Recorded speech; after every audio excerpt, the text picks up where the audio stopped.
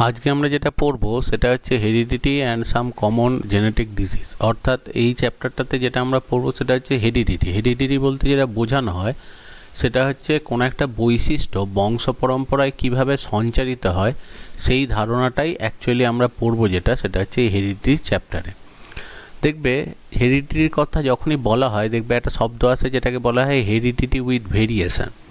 এটা বলতে কি বোঝানো হয়? দেখা যায় যে আমরা জানি যে যে কোনো জীবের ক্ষেত্রে তার 50% অ্যাকচুয়ালি ডিএনএ আসে যেটা সেটা হচ্ছে মায়ের কাছ থেকে, আর 50% ডিএনএ আসে যেটা সেটা হচ্ছে তার বাবার কাছ থেকে। এবার যেহেতু দুজনকার কাছ থেকেই 50% করে ডিএনএ আসে, সেই জন্য দেখা যায় যে যে কোনো সন্তানের যে ক্যারেক্টার্স বা যে কোনো একটা চাইল্ডের যে বৈশিষ্ট্য সেগুলো 50% মায়ের সাথে মিল হয় আর 50% বাবার সাথে মিল হয়। যেমন এই ছবিটা একটু অবজার্ভ করলে বুঝতে পারবে। দেখো এর ক্ষেত্রে চুলের যে শেপটা সেটা বাবার মতো, কিন্তু চুলের যে কালারটা সেটা কিন্তু মায়ের মতো। আবার অন্যদিকে ভুরুর ক্ষেত্রে দেখো, আইব্রোর ক্ষেত্রে যেটা রয়েছে, তো এখানেতে দেখো ভুরুর শেপটা হচ্ছে বাবার মতো কিন্তু কালারটা হচ্ছে মায়ের মতো।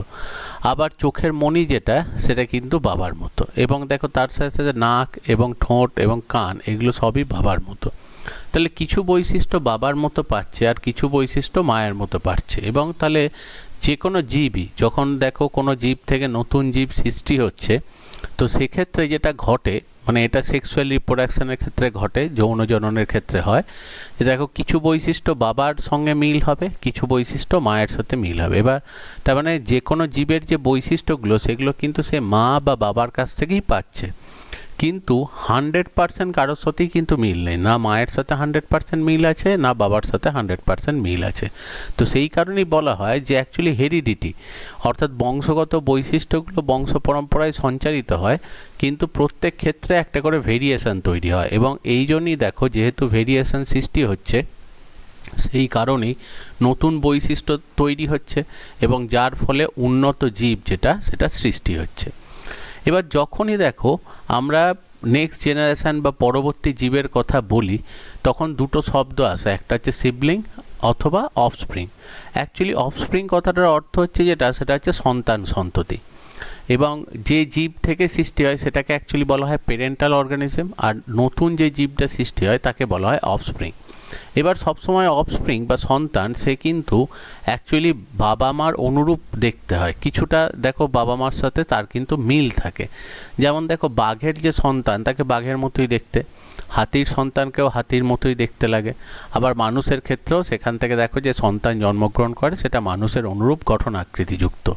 তো সেই জন্যই যেহেতু দেখো যে অ্যাকচুয়ালি সিবলিং কথাটার অর্থ হচ্ছে লুক অ্যালাইক, দেখতে একই রকম, যেহেতু যে কোনো জীব বংশ পরম্পরায় অনুরূপ আকৃতিযুক্ত বা অনুরূপ দেহ গঠনযুক্ত জীব সৃষ্টি করে, সেই কারণেই অ্যাকচুয়ালি বলা হয় যেটা সেটা হচ্ছে সিবলিং।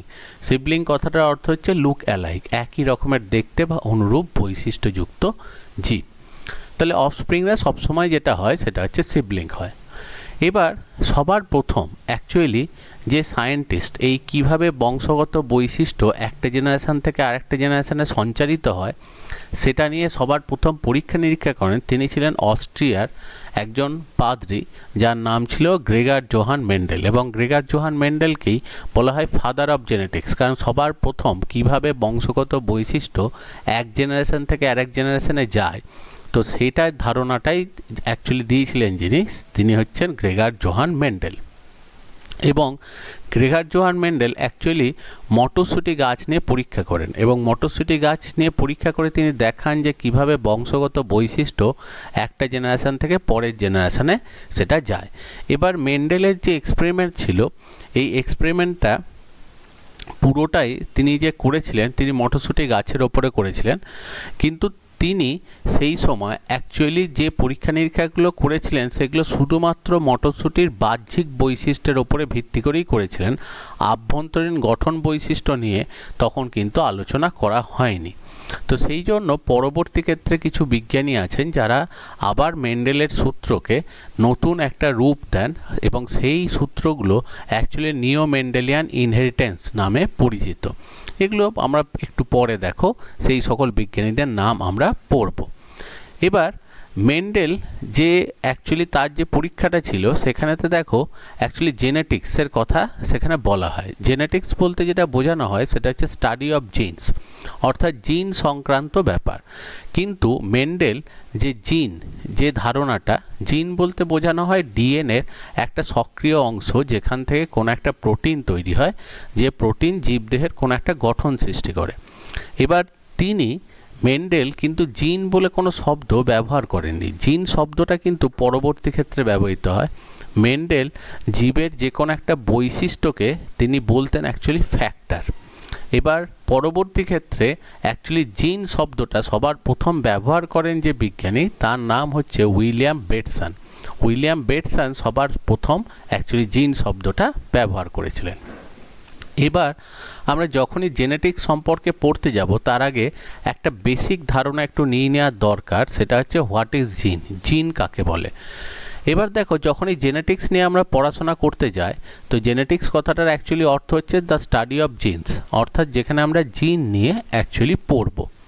এবার জিনের যদি কনসেপ্ট, জিন কি জিনিস সেটা সম্পর্কে আমরা যদি জানতে যাই তাহলে অ্যাকচুয়ালি দেখো খুব একটা বেসিক কনসেপ্ট হচ্ছে, আমরা জানি যে প্রত্যেকটা প্লান্ট, অ্যানিম্যাল, সবাইকার বডি, সবাইকার দেহই অ্যাকচুয়ালি তৈরি হচ্ছে সেল দিয়ে। সেই সেলের ভেতরে যেটা থাকে সেটা হচ্ছে দেখো নিউক্লিয়াস। দেখবে সেলের ভেতরে তো থাকে যেটা, সেটা হচ্ছে নিউক্লিয়াস। এবার নিউক্লিয়াসের ভেতরে যে স্ট্রাকচার থাকে দেখবে সেটা হচ্ছে ক্রোমোজোম। এবার এই ক্রোমোজোমের ভেতরে মানে ক্রোমোজোমটা অ্যাকচুয়ালি তৈরি হয় একটা স্ট্রাকচার দিয়ে যেটাকে অ্যাকচুয়ালি বলা হয় ডিএনএ। আমরা প্রত্যেকেই অ্যাকচুয়ালি ডিএনএ সম্পর্কে জানি। তো এবার এই ডিএনএর পরিমাণ এটা এক একটা জীবেতে এক এক রকমের হয়। ডিএনএ হচ্ছে একটা সুতোর মতো স্ট্রাকচার যার পুরো নাম হচ্ছে ডিঅক্সি রাইবোনিউক্লিক অ্যাসিড, এবং ডিএনএ প্রত্যেকটা জীবের ক্ষেত্রে একজনার থেকে একজনাকার আলাদা হয়। তার জন্যই দেখা যায় যে প্রত্যেকটা জীবের মধ্যে অল্প অল্প করে বৈশিষ্ট্যের পার্থক্য থাকে, এবং একমাত্র যারা টুইন হয়, যমজ যারা হয়, তাদের ক্ষেত্রে দেখা যায় যে তাদের যেহেতু ডিএনএটা পুরোপুরি এক, সেই কারণে তাদের দুজনকে দেখতেও কিন্তু পুরোপুরি হুবহু এক হয়ে থাকে। এমনি স্বাভাবিক ক্ষেত্রে আমাদের দেহের মধ্যেতে দেখতে পাওয়া যায় যে প্রত্যেকটা কোষ আছে, সেই প্রত্যেকটা কোষের মধ্যে প্রায় 2 মিটার ডিএনএ থাকে, 2 মিটার লম্বা। এবার তোমার মনে হবে একটা কোষ, সেটা আমরা চোখেই দেখতে পাই না, সেই মানে তার ভেতরেতে 2 মিটার ডিএনএটা আছে কি করে? তার কারণটা হচ্ছে এই ডিএনএর যে থিকনেস সেটা কিন্তু খুব সামান্য, 2 ন্যানোমিটার। 2 ন্যানোমিটার যেহেতু এদের থিকনেস, তো সেই কারণে এর গঠনটা অনেক বড় আকৃতির হলেও, প্রায় 2 মিটার এদের লেন্থ হলেও, সেটা কিন্তু আমাদের ওই সেলের মধ্যে যে ক্ষুদ্র যে গঠন, যে কোষ আমরা বলছি, সেই কোষের মধ্যেতেই ওরা কিন্তু অ্যাকচুয়ালি থেকে যেতে পারে। এবার এই যে ডিএনএ সম্পর্কে পড়ছি, এই ডিএনএ সম্পর্কে একটা গুরুত্বপূর্ণ ঘটনা আছে। সেটা হচ্ছে আমাদের যে ডিএনএটা আছে, এই ডিএনএটার এই 2 মিটার ডিএনএ থাকলেও দেখা যায় যে টোটাল ডিএনএটা 98% ডিএনএ হচ্ছে কিন্তু নিষ্ক্রিয়, কেবলমাত্র 2% ডিএনএ হচ্ছে সক্রিয়। তাহলে আমাদের যে টোটাল ডিএনএ আছে তার মধ্যে গোটা ডিএনএটা কিন্তু সক্রিয় নয়, কেবলমাত্র 2% ডিএনএ সেখানে সক্রিয়। এবার দেখতে পাওয়া যায় যে ডিএনএর মধ্যেতে, টোটাল ডিএনএটার মাঝে কিছু কিছু সক্রিয় অংশ আছে। সক্রিয় অংশগুলোকে আমি কিছু কালার দিয়ে রেখেছি, আর বাকি অংশগুলো যেটা, সেটা হচ্ছে নিষ্ক্রিয় অংশ। ধরো নিষ্ক্রিয় অংশগুলোকে আমি কি করেছি, সেখানে কালারলেস, সাদা সেখানে রেখে দিয়েছি। তাহলে ডিএনএ যে টোটাল যেটা ডিএনএ রয়েছে আমাদের দেহের মধ্যে, ধরো আমাদের দেহেতে যে 2 মিটার ডিএনএ আছে বললাম, তার মধ্যে কিছু কিছু অংশ হচ্ছে সক্রিয়।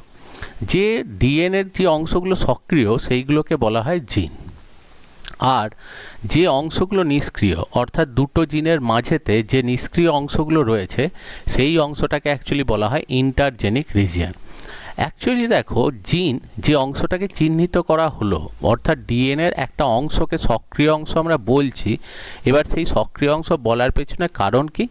কারণ দেখা যায় যে ডিএনএর যে অংশটা সক্রিয় হয়, অর্থাৎ যে অংশটা জিন থাকে, সেখান থেকে একটা পদার্থ তৈরি হয় বা আর একটা রাসায়নিক বস্তু তৈরি হয়, তাকে বলা হয় এমআরএনএ। তাহলে দেখো ডিএনএ থেকে তৈরি হয় যেটা, সেটা হচ্ছে আরএনএ। ডিএনএর পুরো কথা হচ্ছে ডিঅক্সি রাইবোনিউক্লিক অ্যাসিড, আরএনএর পুরো কথা হচ্ছে রাইবোনিউক্লিক অ্যাসিড। এবার দেখা যায় যে এমআরএনএ কথাটার অর্থ হচ্ছে মেসেঞ্জার আরএনএ। অ্যাকচুয়ালি কি হয়, ডিএনএ যেটা থাকে, ডিএনএটা হচ্ছে নিউক্লিয়াসের ভেতরে থাকে, কিন্তু এটা থেকে একটা গঠন তৈরি হয় যেটার নাম হচ্ছে এমআরএনএ, মেসেঞ্জার আরএনএ বলা হয়, যেটা নিউক্লিয়াস থেকে সাইটোপ্লাজমের মধ্যে বেরিয়ে আসতে পারে। ডিএনএ সবসময় নিউক্লিয়াসের ভেতরেই থাকে, সে কিন্তু কখনো সাইটোপ্লাজমের মধ্যে বেরোতে পারে না। তাহলে ধরে নিতে পারো যে আরএনএ যেটা, সেটা একটা মেসেজ বা একটা বার্তার মতো, যে বার্তাটা অ্যাকচুয়ালি ডিএনএ থেকে সেটা তৈরি হয়ে সেটা বেরিয়ে আসছে কোথায়, সাইটোপ্লাজমের মধ্যে। এবং সেই কারণেই দেখো অ্যাকচুয়ালি জিন বলতে বোঝানো হয় ডিএনএর একটা অংশ, যে অংশটা থেকে একটা মেসেঞ্জার আরএনএ বা আরএনএ তৈরি হয়। এবার এই আরএনএটা সাইটোপ্লাজমে আসার পর সেটা রাইবোসোম বলে একটা কোষীয় অঙ্গাণু আছে, রাইবোসোম বলে একটা সেল অর্গানেলি আছে, সেই সেল অর্গানেলির মাধ্যমে বিভিন্ন প্রোটিন তৈরি করে এবং এক একটা আরএনএ থেকে এক এক রকমের প্রোটিন তৈরি হয়। সাপোজ আমি বললাম যে এখানে এই যে গ্রিন কালারের যে অ্যাক্টিভ পোর্শনটা দেখানো হয়েছে, সেই জিনটা থেকে যে এমআরএনএ তৈরি হয়েছে, সেখান থেকে চোখের জন্য কোনো একটা প্রোটিন তৈরি করেছে। তাহলে সেই জন্য সেই জিনটা অ্যাকচুয়ালি চোখের গঠন তৈরির জন্য রেসপন্সিবল। ঠিক সেরকমই দেখা যায় যে ইয়েলো কালারের যে সক্রিয় অংশটাকে আমি দেখাচ্ছি বা যে জিনটাকে আমি দেখাচ্ছি, সেখান থেকে হয়তো নাকের কোনো প্রোটিন তৈরি করার জন্য অ্যাকচুয়ালি সেই অংশটা দায়ী, এবং সেটা কি করে, নাকের গঠন সৃষ্টিতে সেটা সহায়তা করে। তাহলে স্বাভাবিকভাবেই বুঝতে পারছো যে কোনো কারণে যদি এই অংশটা নষ্ট হয়ে যায় তাহলে চোখের গঠনে ত্রুটি দেখা যাবে। যদি এই অংশটা নষ্ট হয়ে গিয়ে থাকে তাহলে সেটা দেখা যাবে নাকের গঠনের কোনো রকম ত্রুটি দেখা যাবে। কিন্তু যে অংশগুলো ইন্টারজেনিক রিজিয়ান, এই অংশগুলো যদি কোনোভাবে ক্ষতিগ্রস্ত হয় তার কোনো প্রভাব কিন্তু জীবদেহে পড়ে না। কিন্তু যেগুলো সক্রিয় অংশ, সেই অংশ কোনোভাবে যদি ক্ষতিগ্রস্ত হয় তাহলে তার প্রভাব কিন্তু জীবদেহের মধ্যেতে পড়বে। তাহলে অ্যাকচুয়ালি দেখো জিন বলতে বোঝানো হয় যেটা, সেটা হচ্ছে ডিএনএর সক্রিয় অংশ, যেখান থেকে কোনো একটা এমআরএনএ তৈরি হচ্ছে এবং এই এমআরএনএ থেকে প্রোটিন সংশ্লেষ হয়, যে প্রোটিনটা দেহের কোনো না কোনো একটা গঠন সৃষ্টি করতে কাজে লাগে। তো এরকমভাবেই দেখা যায় যে আমাদের ক্ষেত্রে জীবদেহের অ্যাকচুয়ালি প্রত্যেকটা গঠন তৈরি করার জন্য চোখ, কান, নাক, পেশি, অস্থি, সব কিছু, তরুণাস্থি, সব কিছু তৈরি করার জন্য বিভিন্ন প্রোটিন দেহের এরকম বিভিন্ন অংশ থেকে তৈরি হয়। এবং এইটা নিয়েই দেখা যায় যে প্রায় 13 বছর ধরে একটা রিসার্চ চলেছিল, সেটা হচ্ছে 1990 সাল থেকে 2003 সাল অবধি। এবং সেই রিসার্চ চলেছিল যে মানুষের যে ডিএনএ আছে, সেই ডিএনএর মধ্যে কত রকমের জিন আছে বা কতগুলো জিন আছে। এবং তখন সেই রিসার্চের ফলে জানা যায় যে আমাদের দেহেতে প্রায় 25,000টা জিন আছে, অর্থাৎ 25,000 রকমের প্রোটিন প্রায় আমাদের দেহের মধ্যে তৈরি হয়, এবং যেগুলো দেহের বিভিন্ন যে অঙ্গগুলো রয়েছে আমাদের দেহের মধ্যে, সেই বিভিন্ন অঙ্গ গঠনের জন্য দায়ী হয়। এবার এই যে 13 বছর ধরে এই যে রিসার্চ যেটা চলে, যে 1990 সাল থেকে 2003 সাল অবধি 13 বছরের যে রিসার্চ চলে, সেই রিসার্চটারই নাম দেওয়া হয় হিউম্যান জিনোম প্রজেক্ট। এবং এই হিউম্যান জিনোম প্রজেক্টের কাজ কিন্তু বর্তমানেও চলছে, এবং দেখা গেছে আরও বেশ কিছু জিন যত দিন যাচ্ছে তত আবিষ্কৃত হচ্ছে, এবং বর্তমান অ্যাকচুয়ালি মানুষের দেহেতে সক্রিয় জিনের সংখ্যা যেটা এখন অবধি জানা গেছে সেটা প্রায় 30,000, অর্থাৎ প্রায় 30,000 জিনের কথা জানা গেছে, যেগুলো থেকে বিভিন্ন রকমের প্রোটিন তৈরি হয় এবং যে প্রোটিনগুলো দেহের বিভিন্ন গঠন তৈরি করতে সহায়তা করে। তার মানে দেখো, খুব সোজাভাবে বলতে গেলে জিন বলতে বোঝানো হয় যেটা, সেটা হচ্ছে ডিএনএর সক্রিয় অংশ, যে সক্রিয় অংশ থেকে একটা আরএনএ সৃষ্টির মাধ্যমে একটা প্রোটিন তৈরি হয়, এবং এই প্রোটিনটাই জীবদেহের কোনো একটা বৈশিষ্ট্যের জন্য দায়ী। এবার স্বাভাবিকভাবেই দেখো যে মানুষের ক্ষেত্রে দেখো সেখানে ত্বক রয়েছে, মাথায় চুল রয়েছে, এই বৈশিষ্ট্যগুলো তাদের রয়েছে। সুতরাং দেখো পাখির ক্ষেত্রে আমরা যখন দেখবে পাখির দেহেতে পালক থাকে, এবং অন্যদিকে মাছের ক্ষেত্রে দেখবে মাছের গোটা দেহটা আঁশ দিয়ে ঢাকা থাকে। তার মানে বোঝাই যাচ্ছে যে মাছের দেহেতে আঁশ রয়েছে, পাখির দেহেতে পালক রয়েছে, মানুষের দেহের বাইরেতে ত্বক এবং রোম রয়েছে। তার মানে অ্যাকচুয়ালি প্রত্যেকের ডিএনএটা কিন্তু আলাদা আলাদা। যেহেতু প্রত্যেকের ডিএনএ আলাদা, সেই কারণেই প্রত্যেকের দেহেতে যে আরএনএগুলো তৈরি হয় সেগুলোও আলাদা আলাদা। সেই কারণে প্রত্যেকের দেহেতে যে প্রোটিনগুলো সংশ্লেষ হয় সেই প্রোটিনগুলোও কিন্তু আলাদা আলাদা। তো সেই কারণেই দেখা যায় যে জীবের ক্ষেত্রে বলা হয় যে ডিএনএর সক্রিয় অংশ যেখান থেকে কোনো একটা প্রোটিন সৃষ্টির মাধ্যমে কোনো একটা জীবের বৈশিষ্ট্য প্রকাশের জন্য দায়ী, সেই সক্রিয় ডিএনএর অংশকেই বলা হয় সেটা হচ্ছে জিন। এবার দেখা যায় যে আমাদের দেহের মধ্যেতে বিভিন্ন রকমের যেমন জিন থাকে, সেরকম বিভিন্ন যে জীব আমাদের চারপাশে আমরা দেখছি, যেটাকে অ্যাকচুয়ালি বলা হয় বায়োডাইভার্সিটি, তাদের প্রত্যেকের দেহেতে কিন্তু আলাদা আলাদা রকমের ডিএনএ থাকে। অর্থাৎ প্রত্যেকটা জীবের মধ্যেতেই যে ডিএনএ, সেই ডিএনএর অ্যাকচুয়ালি পরিমাণ এবং তার সাথে সাথে ডিএনএ রকমভেদ যেটা, সেটা কিন্তু আলাদা, এবং প্রত্যেকটা ডিএনএ আলাদা আলাদা রকমের প্রোটিন তৈরি করে, যার জন্য বিভিন্ন রকমের জীব যেগুলো, সেগুলো কিন্তু সৃষ্টি হয়। কিন্তু প্রত্যেকের ক্ষেত্রে আলাদা আলাদা প্রোটিন সংশ্লেষ হলেও তাদের প্রত্যেকের প্রোটিন তৈরির পদ্ধতিটা কিন্তু একই। অর্থাৎ প্রত্যেকের দেহেতেই নির্দিষ্ট ডিএনএ অঞ্চলেতে কিছু জিন আছে, সেই জিন থেকে দেখা যায় আরএনএ তৈরি হয় এবং আরএনএ থেকে প্রোটিন সংশ্লেষ হয়। এখানে ডিএনএ থেকে আরএনএ তৈরির পদ্ধতিকে বলা হয় ট্রান্সক্রিপশন, আর অন্যদিকে আরএনএ থেকে প্রোটিন তৈরির পদ্ধতিকে অ্যাকচুয়ালি বলা হয় ট্রান্সলেশন। এবং এই যে পদ্ধতিটা, এই পদ্ধতিটা কিন্তু ইউনিভার্সাল, এটা কিন্তু সব জীবের ক্ষেত্রেই হয়। কিন্তু ডিএনএটা আলাদা আলাদা বলে প্রত্যেকের ক্ষেত্রে প্রোটিনটা আলাদা আলাদা রকমের হয়, যার জন্য প্রত্যেকের আকৃতিগত বৈচিত্র্যতা যেটা, সেটা কিন্তু আলাদা আলাদা রকমের দেখতে পাওয়া যায়। এবার এই যে ডিএনএ থেকে আরএনএ সৃষ্টি এবং আরএনএ থেকে প্রোটিন তৈরির যে পদ্ধতি, এই সাধারণ নীতিটাকে বলা হয় সেন্ট্রাল ডগমা। অ্যাকচুয়ালি সেন্ট্রাল কথাটার অর্থ হচ্ছে কেন্দ্রীয় বা মূল, আর ডগমা কথার অর্থ হচ্ছে নীতি। অর্থাৎ জীবদেহের মধ্যে যার দেহেতে যেরকম খুশি ডিএনএ থাকুক, কিন্তু প্রত্যেকেরই ডিএনএ থেকে প্রোটিন তৈরির পদ্ধতিটা কিন্তু একই রকমের। তো সেই কারণেই অ্যাকচুয়ালি এই পদ্ধতিটাকে বলা হয় সেন্ট্রাল ডগমা বা জেনেটিক্সের মূল নীতি বলা যেতে পারে, বা বেসিক প্রিন্সিপাল, যার উপরে ডিপেন্ড করে গোটা জেনেটিক্স যেটা, সেটা দাঁড়িয়ে আছে। এবার যদি আমরা প্রোক্যারিওটের কথা বলি, কারণ আমরা জানি যে জীবদেহের মধ্যেতে অ্যাকচুয়ালি দু রকম টাইপের জীব হয়, একটা হচ্ছে প্রোক্যারিওট, একটা হচ্ছে ইউক্যারিওট। প্রোক্যারিওট মানে হচ্ছে আদি নিউক্লিয়াসযুক্ত জীব, এরা উন্নত হয় না, এরা খুবই অনুন্নত নেচারের বা অনুন্নত প্রকৃতির। আর অন্যদিকে দেখা যায় অ্যাডভান্স যে অর্গানিজম, উন্নত যে জীবগুলো হয়, সেগুলোকে দেখবে বলা হয় যেটা, সেটা হচ্ছে ইউক্যারিওটিক জীব। প্রোক্যারিওটিক জীবের ক্ষেত্রে যেটা হয়, এদের নিউক্লিয়াস বলে কোনো স্ট্রাকচার থাকে না। অ্যাকচুয়ালি এদের ডিএনএটা এই সাইটোপ্লাজমের মধ্যেতেই সেখানে কিন্তু ভাসমান অবস্থায় বা সাসপেন্ডেড কন্ডিশনে থাকে। কিন্তু ইউক্যারিওটের ক্ষেত্রে ডিএনএটা খুব সক্রিয় হয় এবং ডিএনএটা সবসময় নিউক্লিয়াসের ভেতরেতে সেটা অ্যাকচুয়ালি থাকে। কিন্তু দুজনকার ক্ষেত্রেই যখনই ডিএনএ থেকে প্রোটিন তৈরি হতে যাবে, সেটা অ্যাকচুয়ালি এদের ক্ষেত্রেও বলো বা এদের ক্ষেত্রেও, মানে প্রোক্যারিওট ইউক্যারিওট সবার ক্ষেত্রেই কিন্তু ডিএনএ থেকে সবার প্রথম আরএনএ তৈরি হবে এবং আরএনএ থেকে প্রোটিন তৈরি হবে। এবার ব্যাকটেরিয়া যেহেতু অনুন্নত, সেই জন্য এদের প্রোটিন খুব কম দরকার লাগে, বা অ্যাকচুয়ালি এদের গঠন যেহেতু খুব সিম্পল, সেই জন্য প্রোটিন খুব কম এদের দেহেতে থাকে। কিন্তু যত উন্নত জীবের দিকে যাবে, তুমি অ্যাকচুয়ালি দেখো মাছ, সেখান থেকে ধরো অ্যাম্ফিবিয়ান্স, সেখান থেকে ধরো রেপটাইলস যেটাকে বলা হয়, এবং সেখান থেকে অ্যাভিস মানে হচ্ছে বার্ডস যে গ্রুপটা, এবং সেখান থেকে ম্যামেলস। যত তুমি ওপরের দিকে যাবে ক্লাসিফিকেশানে বা শ্রেণীবিন্যাসে, তত দেখবে তাদের দেহের মধ্যে তাদের যে সেল যেগুলো রয়েছে, কোষ যেটা, সেই কোষগুলোর মধ্যে কমপ্লেক্সিটি বাড়ছে, জটিলতা বাড়ছে। তার মানে অটোমেটিক্যালি তাদের ডিএনএর অ্যামাউন্ট যেটা, সেটা ক্রমশ বাড়তে থাকবে। তো সেই কারণে দেখা যায় যে প্রোক্যারিওট সেল যেগুলো হয়, তাদের ডিএনএর অ্যামাউন্ট অনেক কম থাকে, কিন্তু ইউক্যারিওট সেল যেগুলো হয়, ইউক্যারিওট কোষ যেগুলো হয়, তাদের ডিএনএর অ্যামাউন্ট কিন্তু অনেক বেশি থাকে।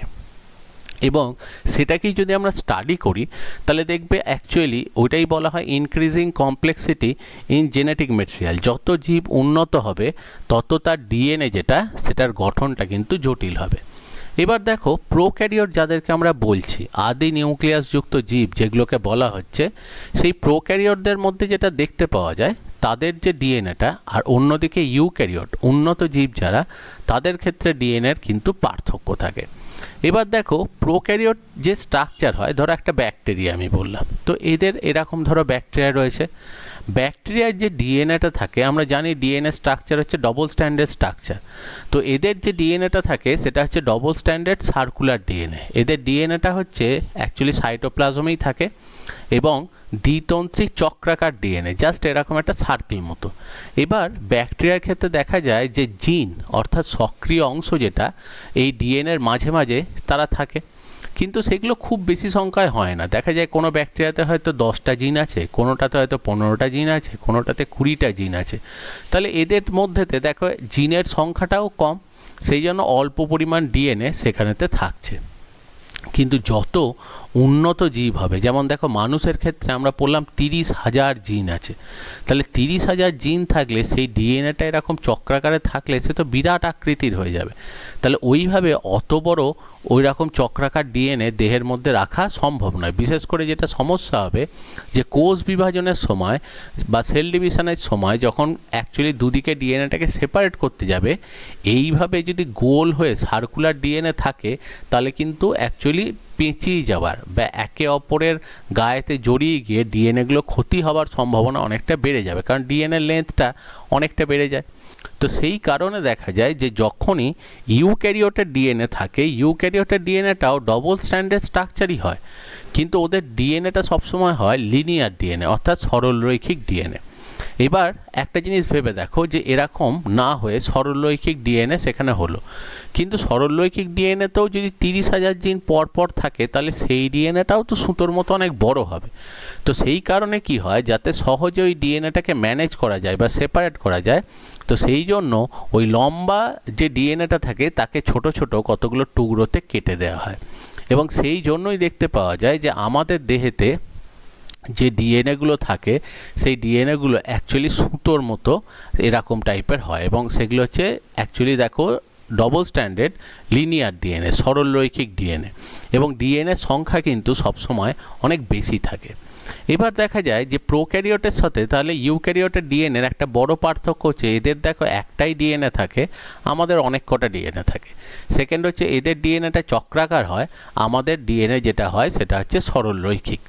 আর একটা অ্যাডভান্টেজ থাকে, সেটা হচ্ছে কি জিনিস, এদের ক্ষেত্রে যে কোনো ডিএনএ দেখো ডিএনএতে একটাই এখানে চক্র রয়েছে, তাহলে জিন যেগুলো থাকে সেই জিনগুলো সবসময় এদের দেহেতে একটা করেই কপি থাকে, তাই তো, সবসময় একটা করেই কপি থাকে।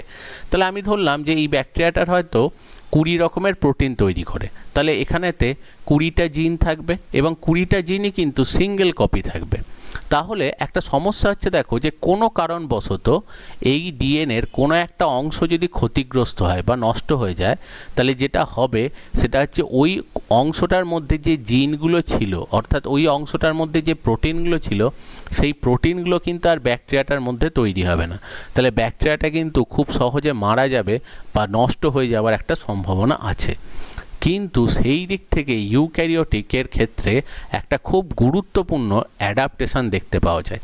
এদের দেহেতে অ্যাকচুয়ালি ডিএনএ তো থাকে এবং ছোট ছোট টুকরোর আকারেতেই এখানে ডিএনএগুলো থাকে, কিন্তু প্রত্যেকটা ডিএনএর অ্যাকচুয়ালি 2টো করে কপি থাকে, বোঝা গেছে? অর্থাৎ প্রত্যেকটা ডিএনএর 2টো করে কপি থাকে এবং 2টো ডিএনএতেই সেম টাইপেরই অ্যাকচুয়ালি বৈশিষ্ট্যগুলো থাকে, বোঝা গেল?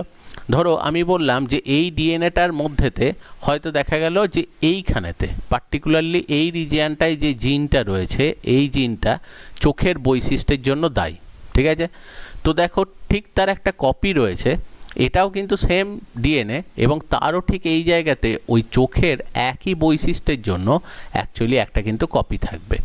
তাতে সুবিধাটা যেটা সেটা হচ্ছে কোনো একটা ক্ষেত্রে মানে কোনো একটা হয়তো কোনো একটা কারণে হয়তো দেখা গেল যে বাই চান্স এই ডিএনএটা নষ্ট হয়ে গেছে, এই ডিএনএটা নষ্ট হয়ে গেলেও এই ডিএনএটা যেহেতু আছে, সুতরাং দেখো একটা সাপোর্টিভ অংশ সবসময় থাকছে যে একটা ডিএনএ নষ্ট হয়ে গেলেও অন্য ডিএনএটা কাজ করে ওই প্রোটিনটা কিন্তু দেহের মধ্যে তৈরি করে দেবে।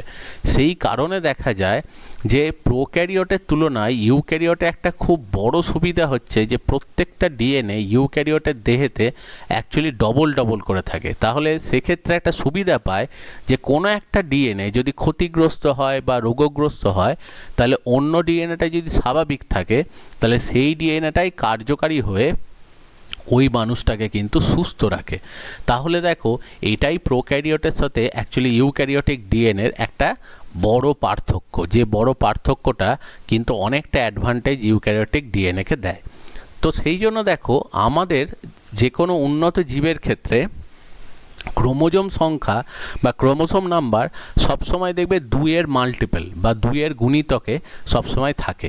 যেমন যদি মানুষের ক্ষেত্রে তার ডিএনএটা দেখা হয়, তাহলে দেখা যাবে যে নিউক্লিয়াসের মধ্যেতে এরকম টোটাল 46টা সুতো আছে, মানে total 46 actually number of threads বা ডিএনএ সুতো সেখানে আছে। অ্যাকচুয়ালি কি হয়, সেখানে 23 টাইপস অফ অ্যাকচুয়ালি ডিএনএ থাকে, 23 রকমের ডিএনএ থাকে এবং প্রত্যেকটা দুটো করে কপি থাকে। এবার সেরকমই ধরো আমি সাপোজ এই যে ডিএনএগুলো রয়েছে এগুলো কি ধরো আমি বলছি ক্রোমোসোম, তাহলে ক্রোমোসোম নাম্বার 1 দুটো আছে, ক্রোমোসোম নাম্বার 2 দুটো আছে, এরকম করে ক্রোমোসোম নাম্বার 3, 4, 5, 6 করে 23টা ক্রোমোসোমই প্রত্যেকটাই কটা করে কপি আছে, দুটো করে। তাতে সুবিধাটা কি হয়, একটা যদি কোনোভাবে নষ্ট হয়েও যায় অন্য যে কপিটা রয়েছে সেইটা কিন্তু ওই মানুষটাকে ঠিকঠাক বা স্বাভাবিক রাখতে তারা কিন্তু সহায়তা করবে। তাহলে সেই জন্য দেখো যে প্রত্যেকটা ডিএনএ যেটা রয়েছে সেই ডিএনএ দুটো করে কপি অ্যাকচুয়ালি থাকে।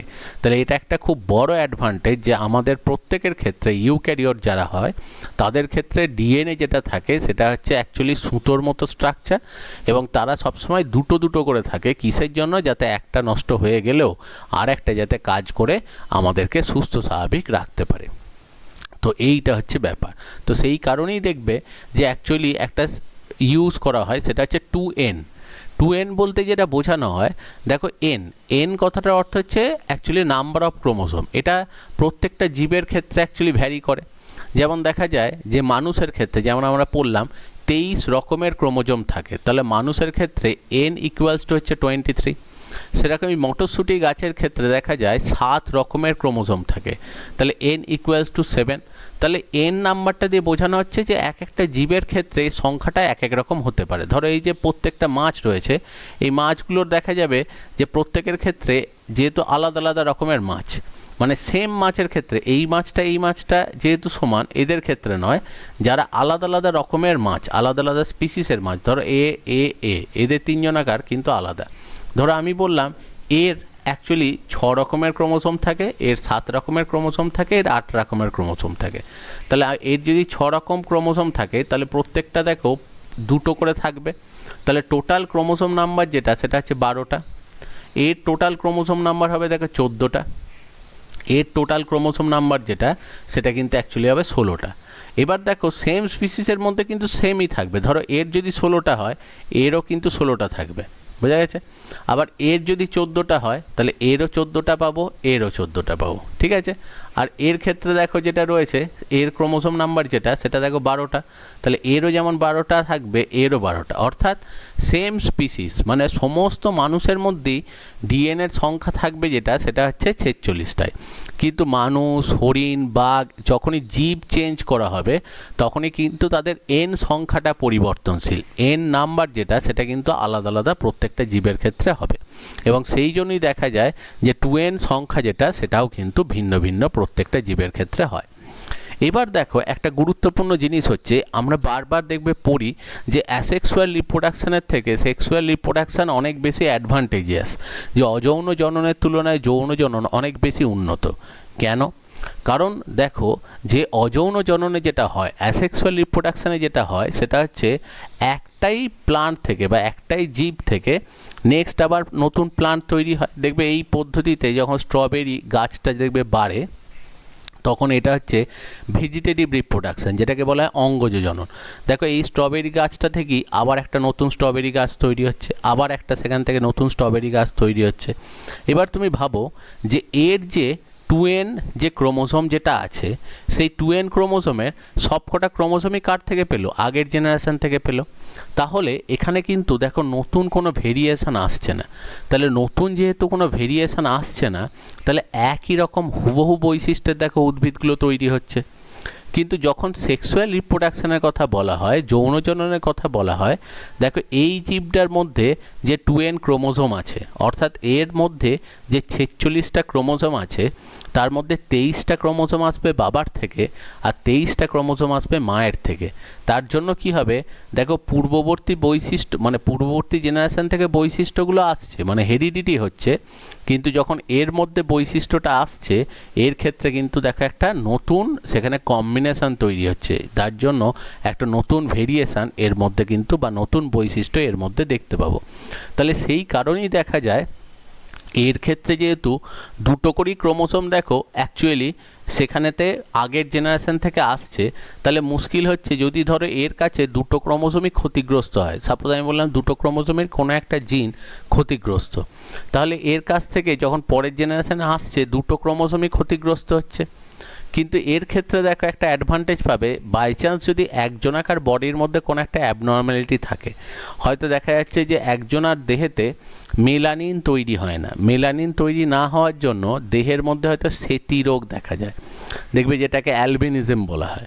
তাহলে ধরো এ যদি অ্যালবিনিজম এর দেহেতে দেখায় কিন্তু এ যদি স্বাভাবিক হয়, তাহলে দেখো 50% ডিএনএ এর কাছ থেকে পাবে আর 50% ডিএনএ এর কাছ থেকে পাবে। এবার যদি ধরো তাহলে 1 নাম্বার ক্রোমোসোমে যদি আমি বলি যে ওই মেলানিন তৈরির যে বৈশিষ্ট্য, সেই মেলানিন তৈরির বৈশিষ্ট্য হয়তো ক্রোমোসোম নাম্বার 1-এ আছে, তাহলে এই চাইল্ডটা দেখো ক্রোমোসোম নাম্বার 1 একটা বাবার থেকে পাবে, একটা ক্রোমোসোম নাম্বার 1 মায়ের থেকে পাবে। তাহলে স্বাভাবিকভাবেই দেখো এর কাছে একটা খারাপ অ্যাকচুয়ালি ক্রোমোসোম নাম্বার 1 এলেও আর একটা ক্রোমোসোম নাম্বার 1 কিন্তু ভালো এসছে, তাহলে এর কিন্তু আর ওই রোগটা দেখতে পাওয়া যাবে না, এ কিন্তু স্বাভাবিক হবে।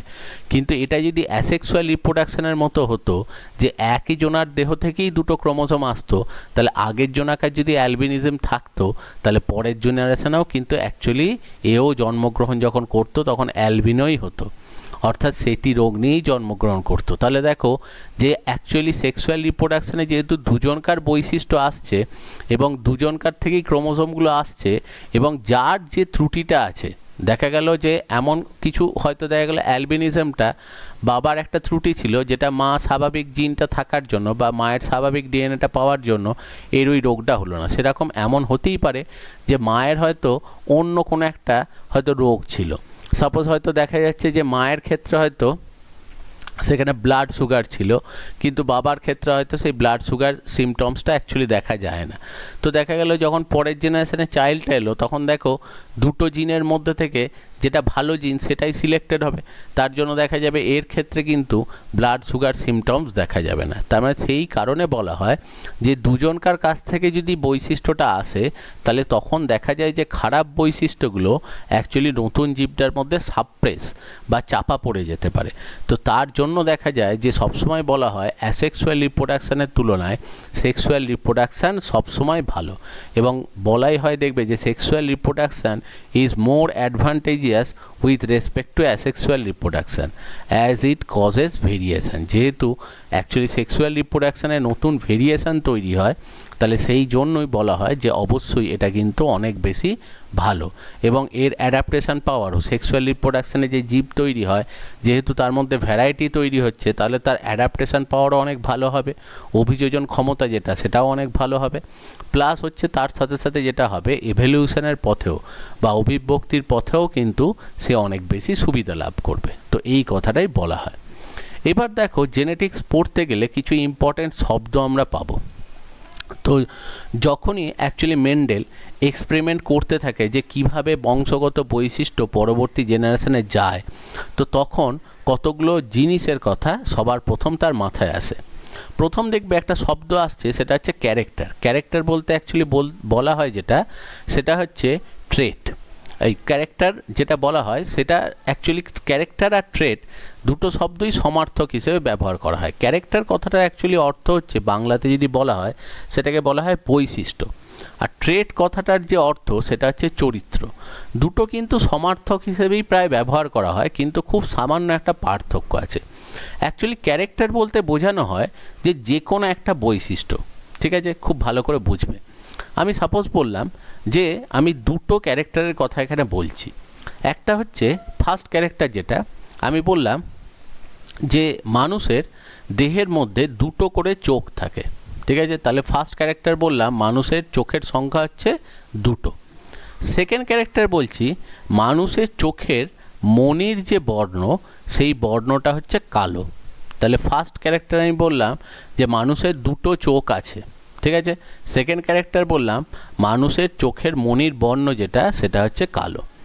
এবার একটা জিনিস ভাবো যে দেখো মানুষের চোখের সংখ্যা দুটো, এর কিন্তু কোনো ব্যতিক্রম নেই, এর কিন্তু কোনো ব্যতিক্রম নেই। সব মানুষের ক্ষেত্রে, সব স্বাভাবিক মানুষের ক্ষেত্রে চোখের সংখ্যা কিন্তু দুটোই হয়। কিন্তু সেকেন্ড যে বৈশিষ্ট্যটা আমি বললাম যে মানুষের চোখের মণির রং যেটা, বর্ণ যেটা, সেটা কালো। দেখো এটা কিন্তু কখনোই সব জীবের ক্ষেত্রে সমান হয় না। অর্থাৎ দেখো একটা জীবের ক্ষেত্রে চোখের মণির বর্ণ কিন্তু বিভিন্ন মানুষের ক্ষেত্রে বিভিন্ন হতে পারে। বোঝা গেছে? অর্থাৎ দেখো দুটোই কিন্তু ক্যারেক্টার, দুটোই বৈশিষ্ট্য। একটা হচ্ছে আমি বলছি যে মানুষের ক্ষেত্রে চোখের সংখ্যা দুটো, এটাও একটা ক্যারেক্টার। মানুষের চোখের মণির বর্ণ যেটা কালো, এটাও একটা ক্যারেক্টার। কিন্তু অ্যাকচুয়ালি কি হয় যে যেগুলোর মানে কোনো ব্যতিক্রমী হয় না সেগুলোকে বলা হয় যেটা শুধু জেনারেল ক্যারেক্টার। ঠিক আছে? আর যে ক্যারেক্টারগুলোর মাল্টিপল ফর্ম থাকে, যেমন এই যে বললাম দেখো যে চোখের মণির যে বর্ণ, সেই চোখের মণির বর্ণের দেখো অনেক কটা কিন্তু রূপ আছে, অনেক কটা টাইপ আছে, তাই তো? তাহলে এই ক্যারেক্টারটাকে বলা হয় যেটা, সেটা হচ্ছে ট্রেট। তার মানে অ্যাকচুয়ালি কি ট্রেট বলতে বোঝানো হয়, ট্রেট হলো একটা ক্যারেক্টার যে ক্যারেক্টারের মাল্টিপল ফর্মস আছে, যে অনেকগুলো রূপভেদ আছে, তাকেই বলা হয় যেটা, সেটা হচ্ছে ট্রেট। তার মানে দেখো অ্যাকচুয়ালি ট্রেট মানেই সেটা কিন্তু একটা ক্যারেক্টার। ঠিক আছে? কিন্তু ক্যারেক্টার মানেই যে সেটা ট্রেট হবে তা কিন্তু কখনো নয়। ক্লিয়ার? কারণ চোখের সংখ্যা দুটো, দেখো এটা একটা ক্যারেক্টার কিন্তু এটা ট্রেট নয়। কিন্তু চোখের বর্ণ যেটা সেটা কালো, এটা কিন্তু একটা ক্যারেক্টার, কিন্তু যেহেতু এর দেখো আবার অন্যান্য রূপও আছে, তাহলে এটা একটা ট্রেট, তাই তো? তার মানে যে ক্যারেক্টারগুলোর মাল্টিপল অ্যাকচুয়ালি ফর্মস আছে, সেই ক্যারেক্টারগুলো কি একটা আলাদা টার্ম দিয়ে প্রকাশ করা হয়, যেটাকেই বলা হয় ট্রেট। এবং যে কোনো ট্রেটের এই যে মাল্টিপল ফর্ম যেগুলো থাকে, এইগুলোকে বলা হয় পরস্পরের অ্যালিল। অর্থাৎ আমি সাপোজ বললাম যে একটা ট্রেট যেটা, সেটা হচ্ছে আই কালার। ঠিক আছে? এবার সেখানেতে অ্যাকচুয়ালি তিনটে কালার আমি সাপোজ বললাম, একটা হচ্ছে ব্ল্যাক, একটা হচ্ছে ব্লু, একটা হচ্ছে ব্রাউন। তাহলে এই যে তিনটে আমি কালার বলছি, এই তিনটে কালার হচ্ছে অ্যাকচুয়ালি অ্যালিল। বোঝা গেল? তাহলে ট্রেট হচ্ছে আই কালার, আর অ্যালিল হচ্ছে কি, সেটা হচ্ছে ব্ল্যাক, একটা ব্রাউন, একটা ব্লু। ক্লিয়ার? তাহলে এইটাই হচ্ছে অ্যাকচুয়ালি দেখো অ্যালিল কনসেপ্ট। এবার এই যে মাল্টিপল অ্যালিল যেগুলো রয়েছে, এই মাল্টিপল অ্যালিলগুলোর মধ্যে কারোর দেখা যায় ক্ষমতা খুব বেশি। বোঝা গেছে? মানে কোনো একটা অ্যালিল হয়তো দেখা যায় এদের মধ্যে থাকলে সেই এক্সপ্রেসড হয়। আর যদি দেখা যায় যে কিছু কিছু অ্যালিল থাকে যাদের এক্সপ্রেশন পাওয়ার যেটা, সেটা হচ্ছে কম।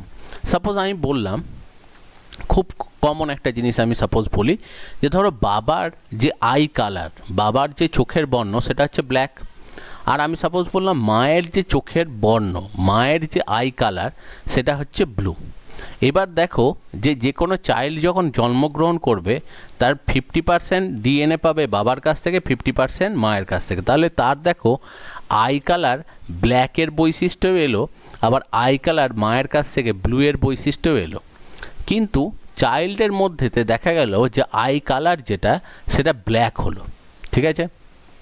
তাহলে দেখো এখান থেকে বোঝাই যাচ্ছে যে অ্যাকচুয়ালি এখানে দুটো যে অ্যালিল রয়েছে, দুজনকার কিন্তু এক্সপ্রেশন পাওয়ার বা প্রকাশ করার ক্ষমতা কিন্তু সমান নয়।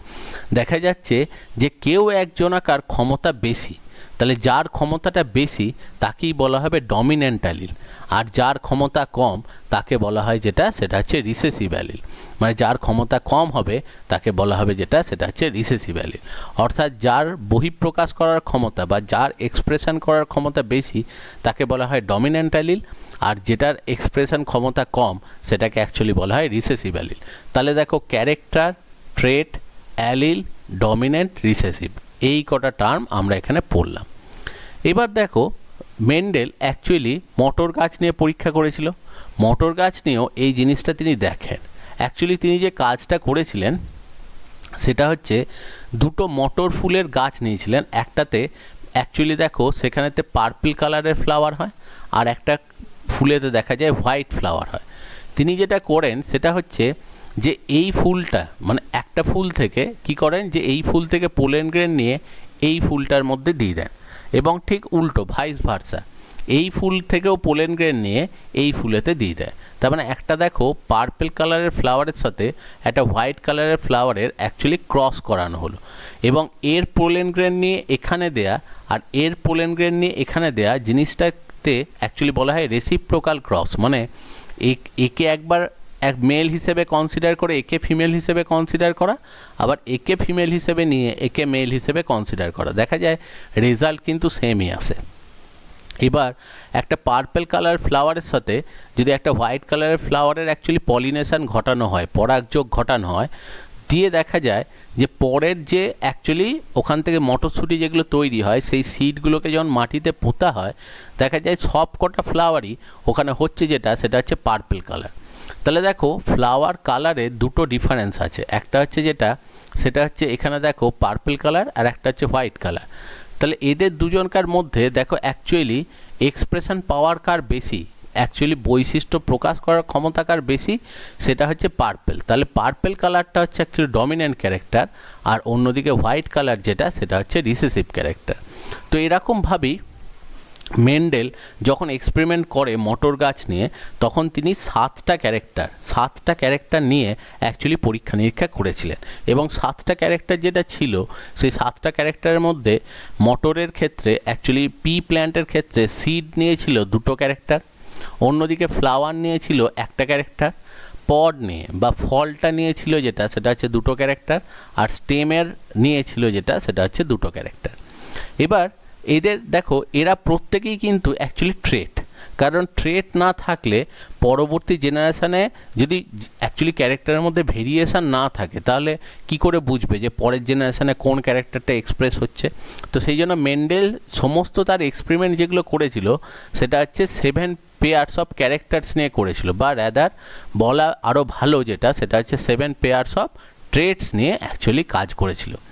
এবার ন্যাচারালি দেখো যে ট্রেট 1 যেটা ছিল সেটা হচ্ছে সিড ফর্ম, যে প্রথম ট্রেট যেটা ছিল সিড ফর্ম।